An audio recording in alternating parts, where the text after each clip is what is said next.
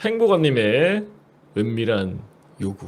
한일 께서 보내주신 사연이고요. 안녕하세요 유자손님, 항상 영상 잘 보고 있습니다. 볼 때마다 느끼지만 참 별의별 군생활이 다 있다고 생각하며 즐겁게 보고 있습니다. 여러분들 재미있는 사연, 충격적인 사연이 있다 저에게 보내주시면 감사하겠습니다. 그랜드 오픈 파사 여러 영상 중 대전차질에 밟은 영상을 보고 제보하게 되었는데 사실 이걸 제보해도 되나 마나 고민도 많았습니다. 제 군생활 중에는 대전차질에 버금갈 만한 폭발력을 가진 무시무시한 사건이 있었습니다. 또 그만큼 부끄럽고 미안한 사건이기도 합니다. 대전차질회가 일어난 그 사단, 그 대대에서 저도 군생활을 했었고 절대로 잊혀지지 않는 그런 사건입니다. 대전차질회 사고도 물론 아주 큰 사고였지만 그 전까지는 아마 제가 겪었던 사고가 그 대대에서 일어난 가장 큰 사고였을 겁니다. 저희 중대에서 일어난 그 사건으로 부사단장, 사단 주임원사가 일개 중대에 방문을 하셨고 모든 간부들은 혼나고 중대장은 무릎 꿇고 부대가 통째로 이동하고 간부 하나는 이등병 불명예 전역까지 하게 되었습니다. 또한 이 사건은 국방일보에 실리게 되었고 심지어 해당 사건 관련하여 정군의 사고 사례로 전파, 정신교육까지 했을 정도였습니다. 저는 20세기에 입대해서 21세기에 전역한 40대 중반의 아저씨입니다.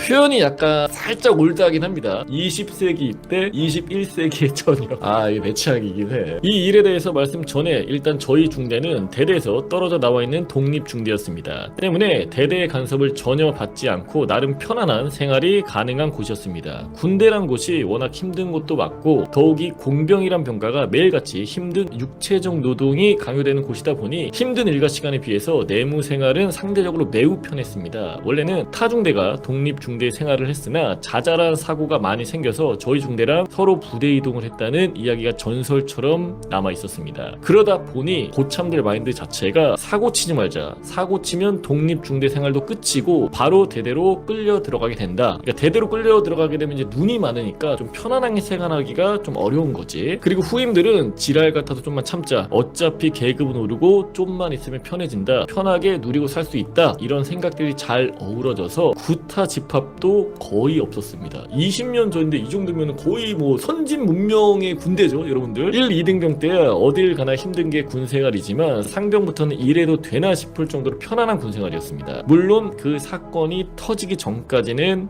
말입니다. 사건이 있던 그날은 제가 병장 정기 휴가를 복귀하는 날이었습니다. 병장 정기 휴가라는 표현을 썼나? 저는 3차 정기 말년 휴가 이런 표현을 썼던 것 같은데 병장도 달았고 이제부터 재미있는 중대 생활을 본격적으로 누릴 시기였습니다. 휴가 복귀해서 이병수를 막 지나 막사로 걸어가고 있는데 한 달 후임, 그러니까 이제 막 병장을 단 녀석 A라고 부르겠습니다. A가 탄약고 앞에 쪼그려 앉아 있는 것이었습니다. 그래서 야 뭐하냐? 이렇게 말을 거니 A가 갑자기 울기 시작하는 거였습니다. A랑은 한 달 차이 나는 선후임 관계였지만 저는 말군번, A는 초군번이라 입대일은 며칠밖에 차이 나지 않았고 게다가 후반기 교육은 같은 기수로 받은 터라 둘이 있을 때는 서로 말 편하게 하는 사이였는데 그런 A가 존칭을 쓰면서 울길래 저는 흠칫 놀라서 무슨 일이냐며 물어보았습니다. 그에 앞서 저희 중대 행보관은 중사로 지금 생각해보면 기껏해야 20대 후반 정도의 나이였을 겁니다. 당시 대대 내에 상사 티오가 없어서 어쩔 수 없이 나이 어린 중사가 행보관이 된 케이스로 기억합니다. 사람 자체가 워낙 왜소하고 약해 보였는데 가끔씩 몸이 좋지 않다며 영내 삐오큐로 병을 불러서 마사지 혹은 안마를 부탁하곤 했습니다. 그도 그럴 것이 일과 시간 일의 강도도 빡세거니와 일이 많을 때는 간부들도 같이 일할 때가 많아서 그 작고 왜소한 사람이 힘들만도 하다라고 생각하는 분위기였습니다. 제가 휴가 복귀하기 전날도 행보관이 A에게 밤에 점호 끝나고 삐오큐로 올라오라고 했다고 하더군요. 그렇게 A는 그날 삐오큐에 처음 갔다고 합니다. 삐오큐에 올라갔더니 행보관은 방문을 슬며시 잠그더니 그리고 나서는 A에게 침대에 앉으라고 하고 바지를 내리고서는 A의 그것을 했다고 하더군요. 그런 행위를 한 거지. A가 너무 놀라서 이러지 말라고 하니 행보관은 가만히 있으라고 하며 입 다물고 있으면 자기가 알아서 적절한 보상을 해주겠다고 했습니다. 저는 순간 미친끼가 있나 하며 너무 놀라 이걸 다른 사람에게 말한 적 있냐고 물으니 저한테 처음으로 말했다고 했습니다. 당장 행정반에 가서 복귀 신고를 하고 소대로 들어가자마자 왕고를 따로 불러내서 A가 이런 일을 당했다 이야기를 하니 왕고도 믿을 수가 없다며 말도 안 되는 소리 하지 말라고 했고 저는 다시 A를 불러 그 이야기를 다시 들었습니다. 왜냐면 믿을 수 없다고 하니까 불러서 다시 들은 거야. 이건 보통 문제는 아니고 이미 예전부터 여러 병들이 행보관의 호출로 BOQ를 방문한 적이 있었기 때문에 정확한 크로스 체크가 필요하다고 판단되어 중대 내 병장들만 조용히 따로 모아 A의 진술을 다시 들었습니다. 물론 병장급에서도 일부 병장들은 제외를 했습니다. 거기에서 도출된 결론은 BOQ에 다녀온 병들은 모두 행보관의 포상주가를 다녀왔다는 공통점이 있었습니다. 그리고 행보관으로부터 작던 크던 무언가를 받았다라는 점, 예를 들어 축구화부터 각종 A급 보급품, 전투화라든지 전투복 같은 거 말입니다. 또 하나같이 마초 같은 스타일의 남자라는 점이었습니다. 공통점이 이제 이렇게 함축이 되는 거예요. 많은 것들이 의심스러웠습니다. BOQ에 다녀왔던 병들은 한 명씩 따로 불러 BOQ에서 무슨 일이 있었는지 추궁을 했고 일부에게서는 실토를 받아냈습니다. 그들도 마찬가지로 A가 당했던 일을 당했다고 했습니다. 일부 특히 짬밥 좀 먹었다는 상병장들은 끝까지 부인했지만 눈빛은 흔들리고 있었습니다. 사실은 이 상병장들이라고 해봤자 예를 들어 행보관이라는 사람이 야 와서 마사지나 해 라고 하면은 안 가진 않을 거 아닙니까? 거기서 본인들도 당황스러웠겠지만 당한 거지. 순간 많은 생각이 들었습니다. BOQ에 불러 올라갔던 인간들은 그동안 입을 다물고 참고 있었던 건지, 두 번째로 심지어 여러 번 왔다 갔다 한 녀석도 있었는데 그놈들은 도대체 뭔지 머릿속이 복잡했습니다. 사실관계를 확인한 저희는 당장 소대장님들에게 보고를 하고 소대장들도 놀라 즉각 중대장에게 보고 중대장님은 급히 중대로 들어와 이 말도 안 되는 황당한 일에 사태 파악을 하셨습니다. 그리고 나서 모여있던 병장들에게 미안하다고 말하며 우리는 독립중대다. 우리만 조용하면 덮을 수 있다. 사건, 사고 없었던 중대다. 덮자. 하지만 내가 책임지고 중대 내에서 내보내도록 하겠다. 대신에 시간을 조금만 달라. 이렇게 얘기를 했다고 해요. 저희에게 강한 어조로 설득했고 저희 역시 그걸 믿고 조용히 지내기로 했습니다. 그리고 다음날 아침 일찍 행정반의 중대장, 각 소대장, 각 소대 최고참 그리고 행보관이 모여 전날 이야기들을 확인하고 행보관은 그대로 모든 업무에서 배제되었습니다. 다행이라 말을 해도 될지 모르겠지만 그렇게 마무리하기로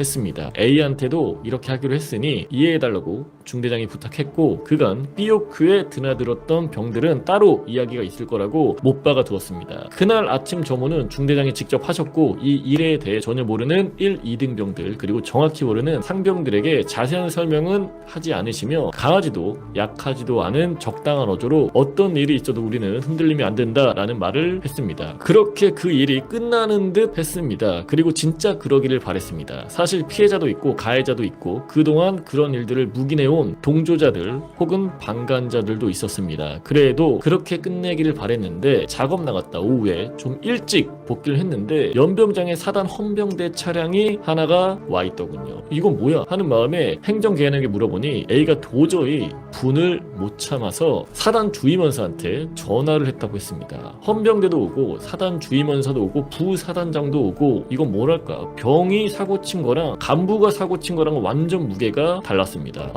확실히 끝나는구나 라는 생각까지 들었습니다. 당시 이런 생각이 왜 들었는지는 모르겠지만 행보관 사건도 편하기만 했던 독립중대 생활도 한 번에 끝나는 느낌이었습니다. 그러니까 거기서 워낙 편하게 생활을 했다 보니 뭐랄까 그런 사건 사고가 터져서 어떤 일이 만들어지는 거에 대해서 약간 불편함이 있었던 것 같아요. 제보자 입장에서는 내무실에 들어와 앉아있는데 행정반에서 현재 중대 내에 있는 각 소대 최선임병들은 행정반으로 오라고 했습니다. 행정반에 가보니 헌병대에 가서 진술서를 써야 한다고 하더군요. 아는 게 없다고 하니 그냥 어제 들은 내용 적으면 된다고 해서 중대장님과 같이 헌병대로 향했습니다. 헌병대 안에서 일은 자세히 쓰지는 않겠습니다. 그냥 처참했습니다. 하사한테 쌍욕 듣고 있던 중사, 중위한테 일단 반성문이나 쓰고 있으라며 무시당하는 대위, 그 옆에 무릎 꿇고 진술서를 쓰고 있는 저희들, 여러 가지 모습이 보였고 여러 가지 말들을 들었고 복잡한 생각이 들었습니다. 진짜 비참하고 처참했습니다. 결국 행보관은 2등병 불명예 전역을 했고 얼마 뒤 사단장님 지시사항으로 저희 중대는 대대 내에 다른 중대랑 서로 부대 이동을 해야 했습니다. 꿀같은 독립중대 생활이 병장 달자마자 말도 안 되는 사건으로 완전히 달라지게 되었습니다. 대대로 들어가서 이름만 들어봤고 해본 적도 없던 5분 대기조, 진짜 하기 싫었던 일찍 근무, 타중대 간부들의 눈치와 눈총, 중대 간부들의 예민해짐 등등 익숙한 모든 것들과 분리되어 새롭게 적응해야 하는 생활들. 그렇게 병장 생활이 어떻게 지나가는 줄 모르고 전역이라는 걸 해버렸습니다. 남들이 힘들다 어쩌다 하는 군대일지 몰라도 저는 나름 재미있었고 추억이라는 게 많이 쌓인 군생활이었습니다. 그 한 가지 기억이 아픈 기억으로 아직까지 남아있습니다. 군 내부에 성에 관련된 사건 사고도 많고 항상 경계해야 되는 일인데 그저 덮으려고만 했던 저희와 지켜주지 못했던 후임이 생각납니다. 그래서 지나고 나니 많이 부끄럽기도 하고 이렇게나마 미안함을 전합니다. 다들